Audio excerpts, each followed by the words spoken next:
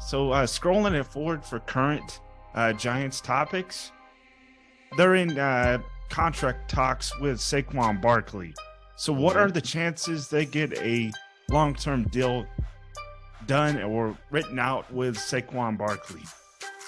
Well, running backs already have been valued around the league, and the reason why is because they're always banged up because they get tackled all the time. That's the nature of their position. I think with Saquon specifically, though, he's been injured for most of his career.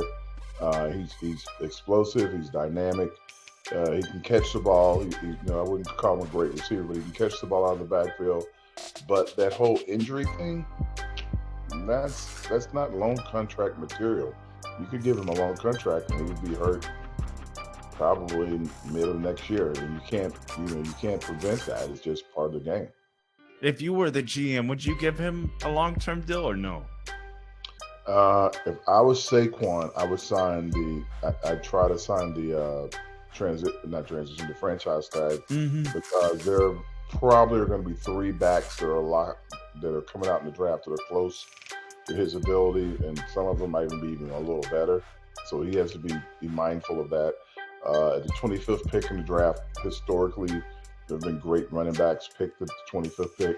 So, the kid out of Texas could fall that low. Robinson's a beast. Yeah, the kid out of Alabama could fall that low. Like all these guys that could fall down there. There's one more kid I'm not thinking of right now, but if one of these kids falls to the 25th pick and they're really highly rated on the draft board, you have to think okay, what are my options when you have guys all around the league that are not getting their money, and guys that are Pro Bowl running backs that are either not only they're not getting their money, they're not you're going to go find it somewhere else if you can. That's not a good sign. Definitely. And that's the nature of the game, though. People have to realize it is a business. And if your best ability is availability.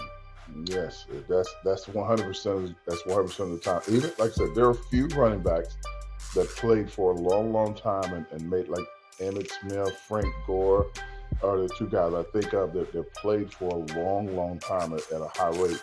Most guys, Adrian Peterson, of course, but most guys, no.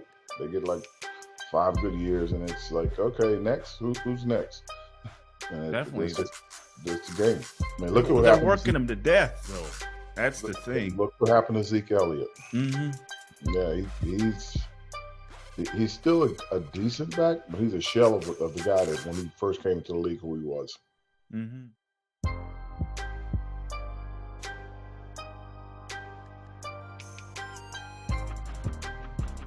So scrolling it forward for current Patriot topics, like from last year or the previous year to last one, Josh Uche from Michigan took a big jump.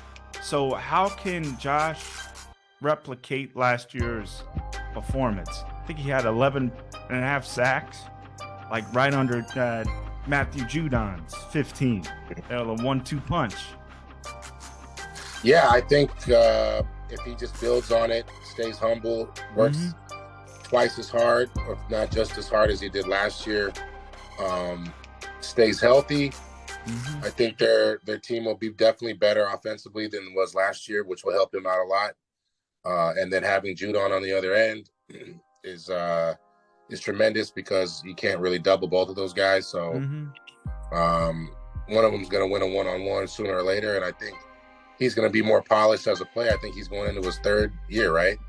So every year you play in the NFL, at least your first 5 or 6 years, you're still relatively young and on the rise. So I expect him to have another great year. Definitely, man. Me too.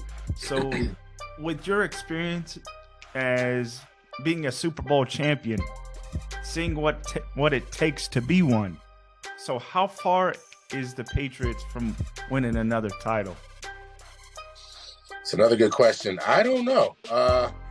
I wouldn't say that far. A lot of it has to come down to what they do in the regular season, make it to the playoffs, which is a pretty tough task, way tougher than it was when I was there. We ran through the AFC East pretty not to say anything was like, those teams weren't good, but we were obviously the dominant team at that time. And now you can't really say that for the Patriots. The Bills have gotten only better. Miami's on the rise. The Jets, are still the Jets, but they're about to get Aaron Rodgers. They're going to get Aaron Rodgers, it's looking like, and they got a pretty solid defense and some other pieces that are coming together. So it's a tough run just to get to the playoffs, but I think their chances as good as anybody else's if they can stay healthy, if they can get some good additions on the offense. They have Belichick, but I think Bill sometimes takes too much of the flack on some of the things that happen offensively because he's a defensive coach. He is the head coach, but I feel like having Billy O'Brien in kind of takes some of that pressure off of him getting like a certified offensive coordinator as opposed to like a Matt Patricia who's a good coach, but he's more of a position or coordinator type of role, maybe on the defense or offensive side. Offensive line, which is what he started as. So I think just having a more certified guy takes the pressure off Bill, and Mac Jones obviously has a lot to prove still. So man. It's not going to be easy, but I kind of like them in this position because I think pressure creates diamonds, and they're under a lot of pressure.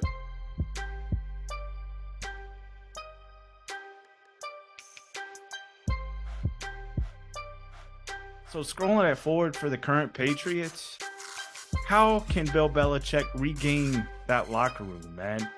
It seems like he's lost his touch a little bit since Brady left. I wouldn't say that, man. I would just call it the game itself. Like every organization goes through their transition period. You know what I mean? We go from the best, and then you know what? You take a couple steps back. It's just the nature of the game. You know what I mean? So you can't win them all. We wish we wish they would, right? And I just think they're just going through a transitional period where, you know what, they're trying to find the right pieces to get the thing back on track. So that may take a little bit of time. We all know how great Tom Brady is, and never take him for granted on the things he did, for the organization and his teammates. But Bill's a good coach too, so he'll figure it out and get things back on track. Definitely. It seems like they need to spend more dollar bills, man, to get these players in. Yeah, man, they got a little bankroll over there, man. They need to start spending a little, man. Definitely. I was always told, man, scare money don't make money. So, hey. That's true. And Robert Kraft is out there with blank checks. So, he got it. He wants to win. Oh, man, trust me, he got deep pockets. So, man, hey, whatever they need, I'm pretty sure they could go out and get. Hey, that's up to Bill Belichick. Then he's the GM too. Wasn't he the GM when you played there? Well, I think Scott Pioli was the GM actually when I was there. So I think Bill was just focused on more coaching. I could be wrong. Maybe they were doing it together, making those business decisions together. But as far as I know, and I thought it was Scott Pioli getting all the players and making the personnel moves like that. So I could be wrong. So with the 14th pick the Patriots have this year in the 2023 draft, where do you see them taking, or which player? Dude, I think they need a receiver, man. I think they need a true number one receiver. That's not saying nobody's there, a true number one, but I think someone who can, get on top of the defense, a real burner, to stretch the field a little bit, will serve them some good. I mean, they got a nice running game. Defense is always stout, so I just think they just need a couple pieces, man, like some receivers, maybe a good over the top one, a real good slot receiver, and see what happens. Yeah, I think they have a player in their own backyard. And really? Zay Flowers. He came from Wow. Boston College. He's a burner. Oh, he's a go-getter, huh? Yeah. You need to I'm look gonna up. look him up. You need to look up his highlights. Yeah. He homegrown, man. They better take a little trip down the street. Yeah. Bring him on in. Hey, they've already met with him, and he fills all the boxes for him. Wow. He's a shifty guy. Well, I think that's what they need. I think they're just a couple players away from putting it back together, and then you know what? They're gonna need it because I don't know. You got this Aaron Rodgers guy floating around the Jets, and then I don't think that'll ever happen. I don't think that'll happen. Yeah, that contract that he signed is too big. It's too rich for their blood. It's steep, but hey, they'll make something happen. And then not only that, you gotta look over your shoulder, then look at Miami. Like, yeah, and Buffalo too. Buffalo they here. So you got to start making moves now to compete. So hopefully they do that in this up and coming draft. And if this guy, he got speed and he can get over the top, man, that's something they need.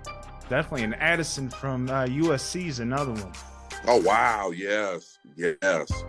So, dude, I truly believe they're a couple receivers away, and they'd be back in contention.